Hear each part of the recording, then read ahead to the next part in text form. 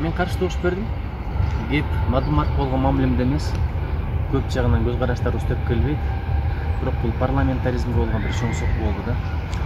Азыр балким мыйзам бузуулары бардыр. Балким кандайдыр бир мыйзамга туура келбеген аракеттери бардыр. Бирок азыр кылбаш керек эле.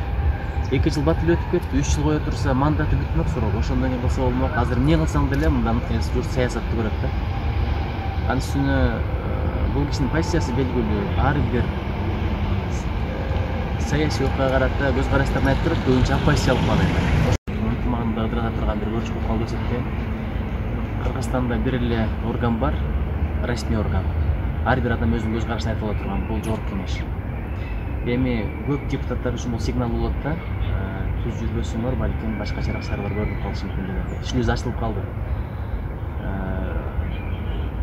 Бул киши мен дагы ушул айтайын, көп көз караштарым туура келбейт. Ошондой болсо дагы бул саясий жактан парламенттин имиджинин сакталышы жагынан бир чоң одончулук болду эсептейм. Бирок эми ар биринин өзүнүн эрки, мен эч кандай бир комментарий бере албайм. Рахмат.